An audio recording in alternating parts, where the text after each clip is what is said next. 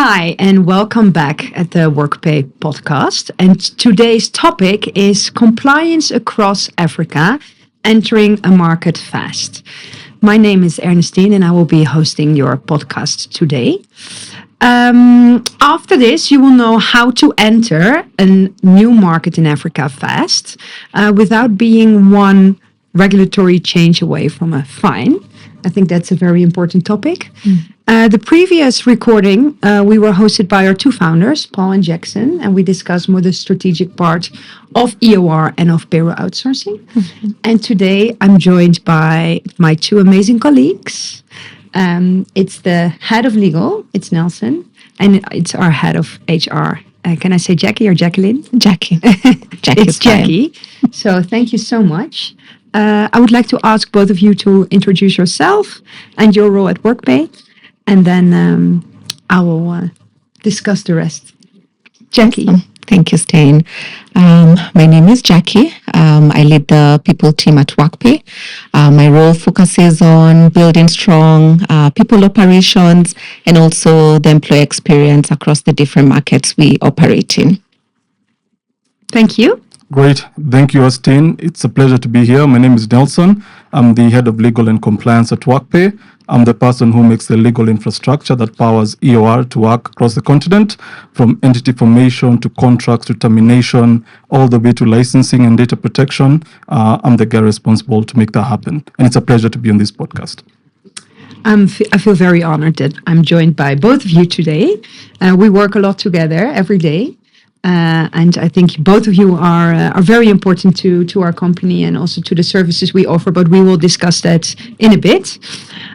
Today we're going to put again 6 statements on the table, and 3 of them are more about why compliance in Africa is harder than most teams realize. And the other 3 are about what fast compliant market entry actually looks like in 2026. So let's get into it.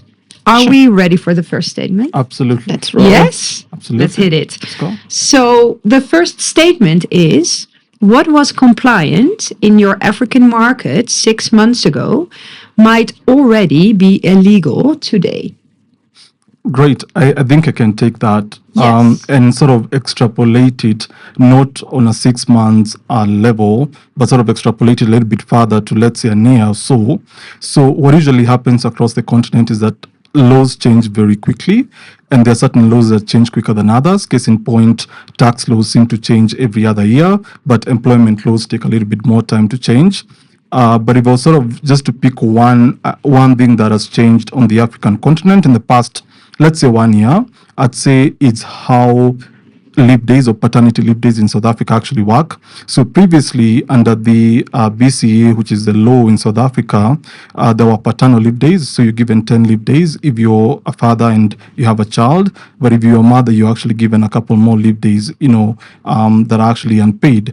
Now, what the courts have actually said is that it is actually discriminatory to give women more than men. So what they've done is that they've compiled all these paternity leave days together, and now you can choose who takes what leave days equally. In which country is that? In South Africa. In South Africa. So ideally, if your client are expanding across the continent, one of these changes will actually sort of affect you in a gross manner without you actually knowing that that's changing.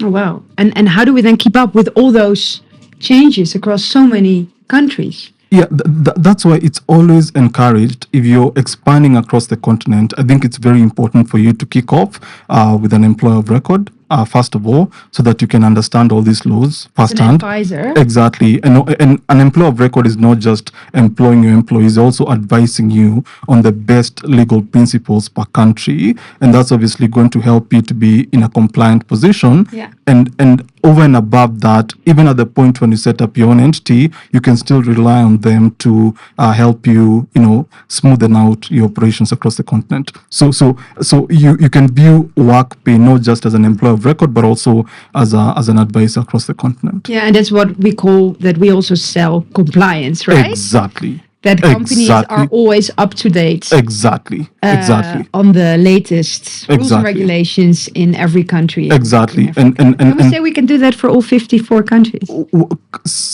Well, More or less. well, we can say we can do that more or less for most of Africa. Yeah. There are obviously certain parts of Africa that are more challenging than others. Yeah. Other countries are sanctioned etc. But for the most parts of the continent, Workpay can actually provide you succinct and appropriate advice.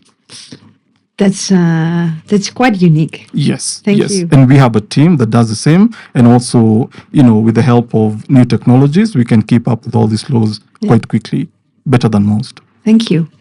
Jackie, how's that for you? Yeah, I mean, when I think of the HR ripple effect, I think people typically underestimate how every change, every statutory or regulatory change lands with the employee experience. So, like Nelson is talking about the regulatory changes in South Africa, maybe it's a change in pay slip, maybe it's a change in statutory deduction. From a HR perspective, I think that is something it's easy to overlook, especially when companies are expanding. So it has to be done right. And if communication is done poorly, I mean, it does have a negative impact. So the goal is to ensure that the communication is well-rounded, and you also consider the employee experience as well as you do all those regulatory changes. So that would be my advice from a HR perspective. Yes, because I also get it that of course payroll is a part, compliance is a part, but we also have to deal with like actual people, right? Exactly. It's And affecting that's the why humans. the HR component is also as important. Absolutely. And I think you know the best from everyone here. How you also need to respect and bring the people along into all those changes, right? And into the whole Absolutely. hiring, especially when an employee out of a sudden now gets employed under our entity instead of the company they work for. So it's good that we manage that properly. So Jackie, what happens internally when a client tries to absorb all those changes themselves? Good question. So I think when people look at compliance, they think it's just payroll, taxes, etc. But that's just really one piece. There's so many other moving pieces. You need to look at, is the contract okay? Are the probation clauses all right? Or legally compliant? What else? We've talked about taxes, we've talked about probation, there's notice periods, termination processes. So you need to really consider all these other elements as well. Compliance is not just the only element you need to look at. There are many other pieces that need to be considered. I think from my experience, we've seen when we interact with different clients, one of the things they come up with is a glorious employment contract. AI has been awesome, but It it could also be a threat, right? It can be a threat, absolutely. So you'd find clients bring in a glorious contract, but a contract that works in one part of the continent doesn't necessarily have to work in, for instance, in the countries we operate in. Yes, and maybe we could even say that we are building in some human checks and balances in all those AI-generated opportunities we now see on this topic. Yes. But it's important to have some proper checks and balances here, right? By Exactly. actual humans, because AI can still interpret things differently or put those things at risk. Yeah. I actually think there are certain places where AI is doing really well, but there are certain places where a human in the loop is extremely important. Case in point, if you think about making a payment, I'm not so sure how many people will trust AI, or how many banks will trust AI to make payments and to confirm that your bank account balance is right. Because if you make a mistake on that, some things are actually grievous. Or let's say you're a pharmaceutical company and you need to produce a drug that will be taken by people. So you have to be very cautious about certain decisions that you make. So I think there is that dichotomy of where AI can apply and also where a human in the loop is extremely important. So I think payroll and payments are actually part of those human in the loop areas. Yeah. Thank you. I think it's time for statement 2. Okay, great. Yeah. Great. Let's go. So, statement 2: most companies entering Africa underestimate compliance because they think payroll is the whole story. Jackie. All right. So I thought it was now Yeah, going yeah. fast. Well, let me take that. You can take it. Yeah, let me take That that sounds because of the experiences we've had. So initially, when I joined Workpay, I wasn't so privy to the realities of doing business in Africa. So whereas payroll compliance is one aspect of it, where you ensure that all taxes are accurate and are paid on time, there are also certain aspects of the employee experience that you also have to take into consideration. Key sort of one example of that would be in all francophone countries, there's actually a registration of contracts that has to happen before you onboard an employee. So in Kenya, for instance, you just give someone a contract and the guy can start tomorrow. But in francophone countries, you have to register those contracts, and upon termination, all those contracts have to be reviewed by a labor inspector in those countries. Where should you then register those contracts? Yeah, so those contracts are registered at the labor inspectorate of each country. Oh, really? Case in point, Benin, case in point, Burkina Faso, case in point, Senegal. And if not, So if you don't do that, then you're not compliant. and then you And risk a exactly. And actually, labor inspectors do all these inspections just to ensure that all these regulations are being adhered to strictly. So that's the first thing you have to also understand. The next thing you have to understand is that we're also seeing an influx of foreigners getting into the African continent, of course, to do business, but also to provide or impart skills on the local population. So case in point, I think there are so many foreigners getting into certain markets. Case in point, Morocco is one of them, Ivory Coast is another, Kenya is another, South Africa is another. So handling these work permits from A to Z is actually something that's not, payroll related, but it's equally as important. Because if someone gets into a country without the proper paperwork, you can be deported. Your company can be in grievous harm and in grievous damages. All right, you can be sanctioned by certain authorities, especially in francophone countries. So you really want to do that very accurately. So payroll, by and large, is not the entire story, albeit the fact that it's very important. Yeah. But there are other things that you have to take into consideration. yeah. Yeah. Wow. So you think many companies might underestimate all those factors? Exactly. So what would you say are the most underestimated factors? Is it then more tax, labor, immigration? I'll say labor law compliance because it encompasses various things, including contracts, including immigration stuff, including policies. Like, are they really compliant? Have they been drafted the way they should be drafted? Because certain things seem obvious, but they're actually not, especially in the continent. The other thing is, in as much as we're in the business of payroll, we're also in the business of people. So when you come to us, we equally give you an overview of what your employees would expect. I had a case a couple of weeks ago where an employer from a certain region in the world did not understand what airtime allowance is. But here it's actually, an important thing to give, or health insurance. But we It's can a give very you common secondary exactly, benefit, right? exactly, To exactly. to allow your people or to provide them airtime allowance so they can make They can make phone calls, and yeah. that obviously helps your bottom line, but Yeah. it also helps have a better employee experience. So there's much more than payroll, and that's what we actually Yeah. provide: the business of people and the business of compliance. Yeah. And how is that for the human On the part? people side, yeah. I mean, the financial cost is one thing, but then we also need to consider the employee trust cost, which is usually underestimated. You can imagine, I'm assuming, let's say you're a HR professional and then you realized you've been making wrong statutory deductions, and then you all of a sudden, or you're not covering the basic benefits that are typically offered in different markets. And then suddenly you have to explain that to your team. I mean, you're putting yourself in a sticky situation. And employees do talk. So that trust that you build within the company and just being open and transparent and doing your due diligence is really, really important.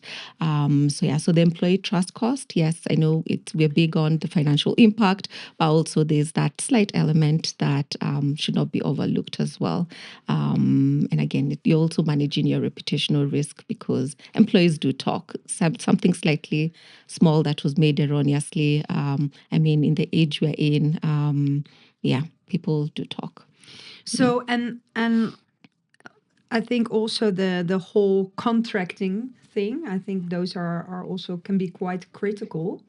So what do you see like in practice? What kind of contractual mistakes do you see international companies can make on this continent? And what's the impact of that? Okay, that's a good question. They're really very small mistakes, like rolling out a contract. You're not doing it quickly enough. I mean, someone has already joined a company and they've been onboarded for a week and they still don't have a contract. So it's those small bits. But they can add up, right? All these small bits. Or also not being clear around what the payroll and benefit structure looks like from the get-go, so that employees are not surprised when we're doing payroll and they're like, what are all this? So clarity, moving with speed is really, really important. Just small elements. And then we have legal to support us with ensuring that the contracts are, they meet the standards. Yeah, so I think it's... So maybe I can just add on top of what she said. So the truth of the matter is, cultures are very different. And I think one place where cultural differences really kicks in is in expected hours of work. All right. So one area where I see a lot of contestation between clients. Like in Kenya, some people work 6 days a week, right? Yeah. So one area of contestation is the expectation that people should be working literally round the clock, Monday to Sunday. But unfortunately, we have strict laws on overtime and how, like how much overtime pay you should give someone when they work either on a Saturday, on a Sunday, on a public holiday. Of course, the numbers are different. But of course, that's one area where some clients really want to push the envelope. But unfortunately, laws are laws and they're different across the continent. Yeah. Yeah, I remember when I was about to sign my contract, I was just checking, am I not working? Exactly. That's one Just area. to be sure. Yeah. I know it's common here. Yeah. So, but it's indeed, I think international companies expanding into Africa can like just not know, right? Exactly. Yeah. Or they think they know, or they want their culture to be enforced. Yes. Yeah. Or they expect their local or their HQ HR team to be aware of all those rules and regulations. So Exactly. it's I think a pretty tough thing to ask, right? Yes. Exactly. Yes. Exactly. So thank you both so much. So that will bring us to statement 3. Statement 3 is, by the time a non-compliance issue becomes visible, it's already expensive.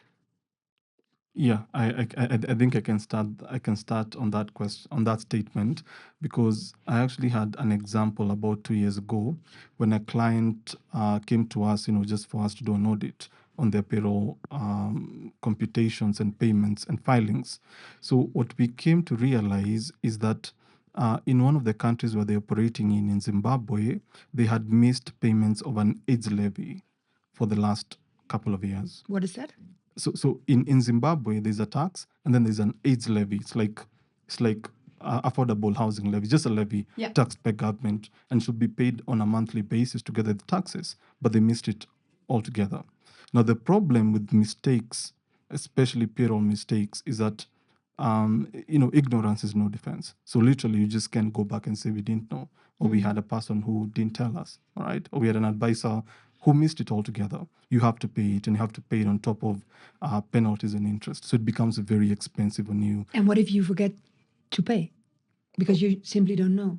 Yeah, that's on you. If you forget, ignorance is not a defense. But then you get a penalty. Exactly. You get a penalty and you get interest and you may get sanctioned. And the employees too can be the whistleblowers telling the authorities that they've not been paying things the way they should.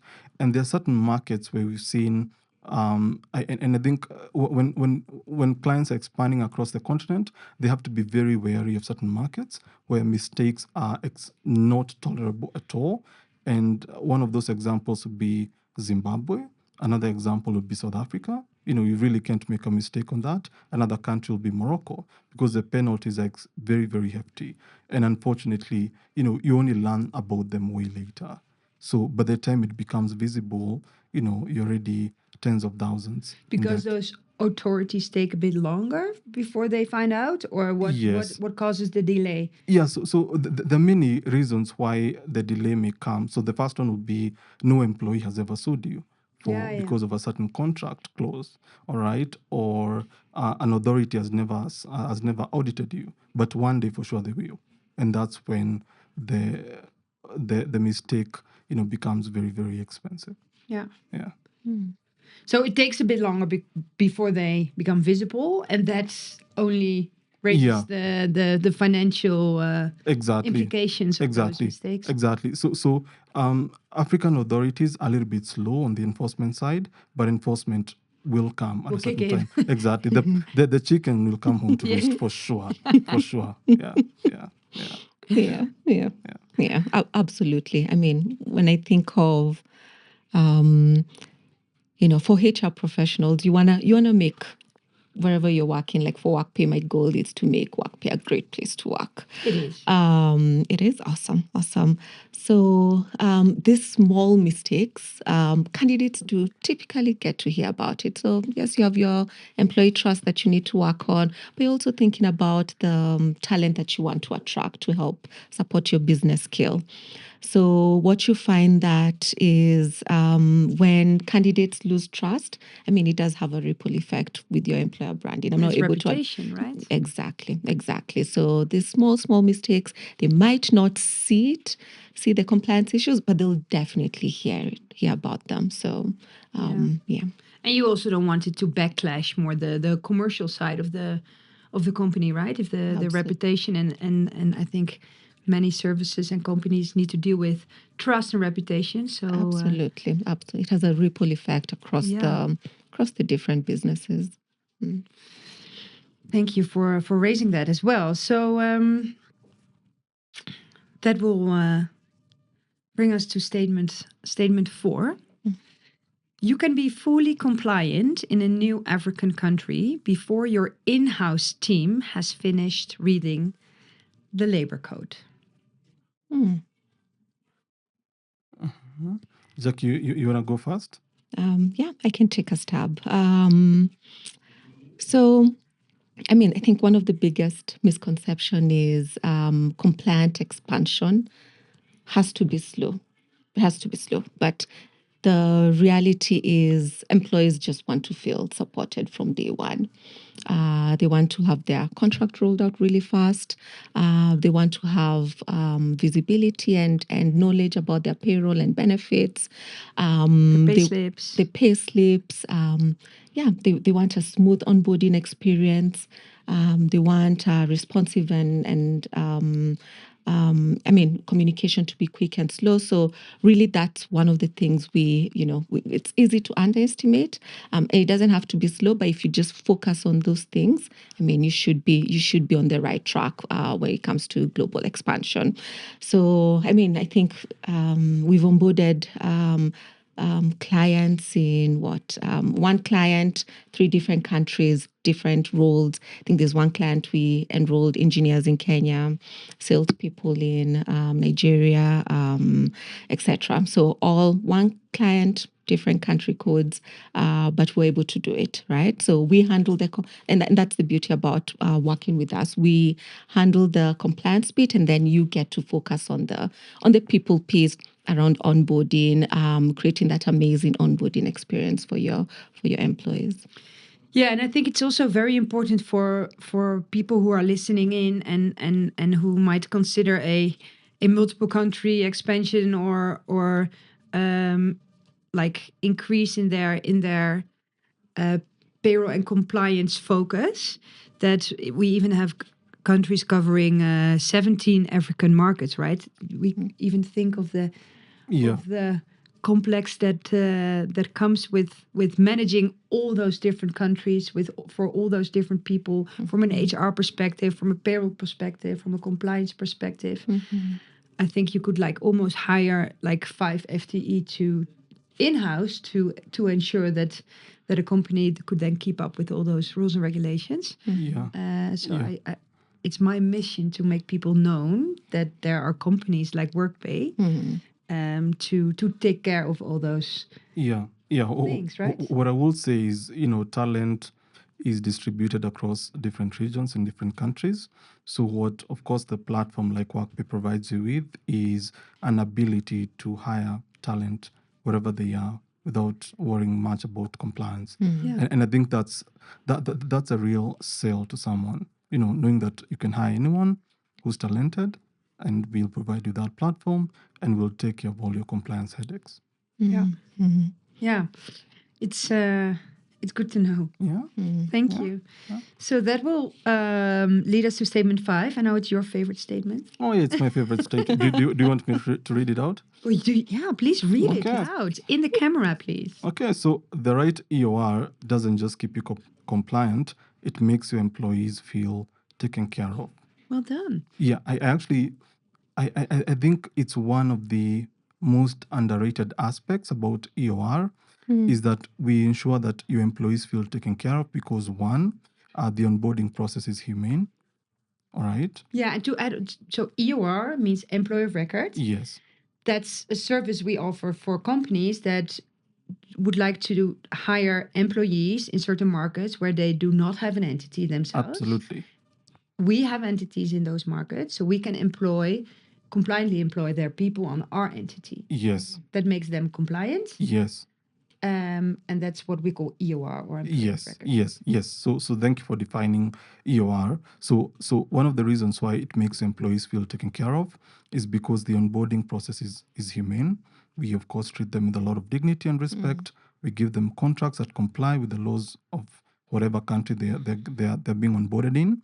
And on top of that, we also provide analogous services that are actually needed to make that employee feel taken care of. Case in point, we provide benefits. And benefits means much more than just insurance. So we have insurance, we have airtime, we have, if they need cars for leasing, pension as well is done. Exactly, laptops as well. Yeah. Whatever brand they want to get their laptops in, I think that's an important sell. And then increasingly, we're also seeing a lot of employees who need loans, like loans and yeah, that was new for me. Exactly. Working in Africa. Exactly. The whole loans thing. Yeah. But it's a very common benefit. It's actually a very good service because let me give you an example of a certain employee who I spoke to in the Congo. So for you to get a loan in the Congo, as an employee in the Congo, if you want to buy an apartment, let's say in Kinshasa, and you go the bank process route, it will take you not less than 2-3 months to get it. But Workpay, literally, you can just make the request today and you'll get the money tomorrow. And to him, that was one of the best experiences he's had in a very long time. And I've seen that service sort of repeating itself, or that experience sort of repeating itself in very many jurisdictions, especially in places where access to capital is very limited. Yeah. So Workpay not only provides the employees with that infrastructure, but also provides them with access to capital, which to me is a great add-on. Yeah, and it can be like almost like a lifeline, right, for people on this continent. Yeah. Yeah, I mean, you've said it very well. I mean, people generally want to feel employed, not processed. Yes, that's a good one. That's a good one. And so yeah, I think. But you wrapped it up very, very well. Yeah. We should feel invisible. We should be able to cover the basics. But generally, from an employee perspective, you should just feel invisible. It's working on the back end, doing everything that it's supposed to do. I shouldn't feel employees typically shouldn't feel that I am hired under an EOR entity. It should feel seamless. It should say, this is my employer. It's no big deal. But at the back end, we know this is an EOR arrangement. So yeah, so I think for me, from a people side, that's usually the goal that we aim for. Yeah, and I think a good EOR employment might be even a mix, right?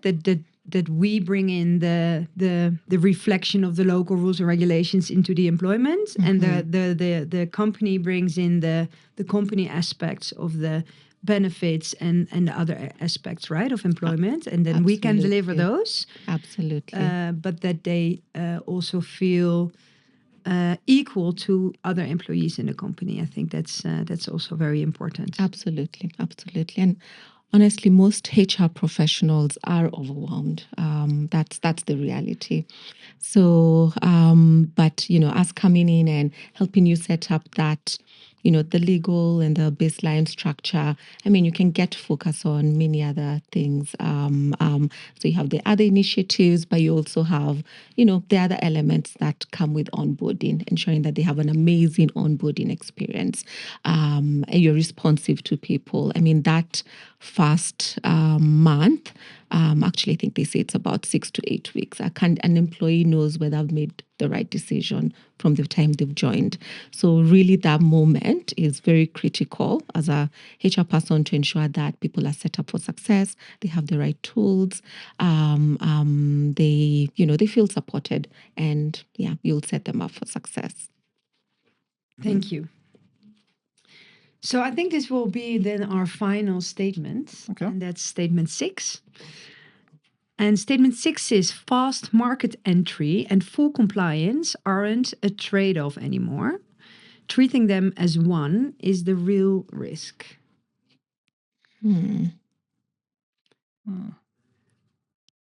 Any thoughts?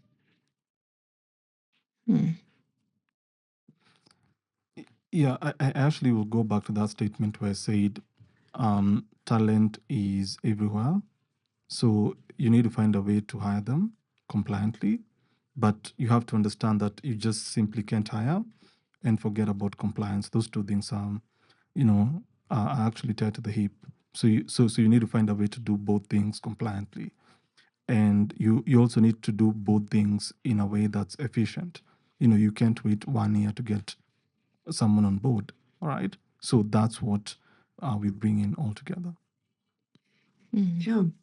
And also to add on what you've said, when compliance is, from a HR perspective, when compliance is handled properly, again, the HR team can focus on other great initiatives, right? So instead of you constantly firefighting payroll issues, late payments, changing in regulatory clauses, contracts, etc. I mean, you can focus on the other big great initiatives like performance, engagement, culture, management, enablement. So what typically happens is when we come in and support your compliance, you have some operational breathing space. You have some room to do many other things. And the reality is the best companies expanding into Africa are, focused on building really great talent. They're not focused on generally compliance because that's the baseline. They're focused on really just building high-performing teams and taking the companies to the next level. Thank you. Thank you so much. So, wow, I think we learned a lot today. So, of course, the first 2 episodes were more on the strategic topic of employer of record, EOR, and payroll outsourcing, why that is important and to whom. And I think you both really nailed it today to also shine light on the legal aspects and the compliance implications or potential implications of actually being non-compliant. And same for you, Jackie, on why the HR and the people aspect is so important while entering one or multiple countries in Africa. And indeed, how to save a lot of time for your in-house HR team to focus on the other big topics like culture and performance, which are as important, but that you can just without headache outsource the compliance and the more the whole a whole employment infrastructure to a different company, right? Where we have everything in house from legal to HR advice, contracting, payroll, work permits, benefits. I think we discussed a lot of those today. So thank you so much, both of you. I really enjoyed it today. I think what might help for people listening in is if you consider expanding into Africa, think about what you have in-house, what components you still miss. Just reach out to us. We can always just advise and map out where your company is at and what the risks are on your expansion plans. If you need to set up an entity, or that might not be the best option, I think we have the best people in house who could help with those questions and to see how we can help you guys with that. So thank you, Thank you, Jackie and Nelson. It's been a pleasure. So thank you so much for all your Likewise. wisdom of today. And thank you for the listeners at home for your attention and for your time. And I hope to see you in the next episode. Thank you so much. You're welcome. Thank you. Always a pleasure. Welcome. Awesome, Stan. Thank you. Thank you.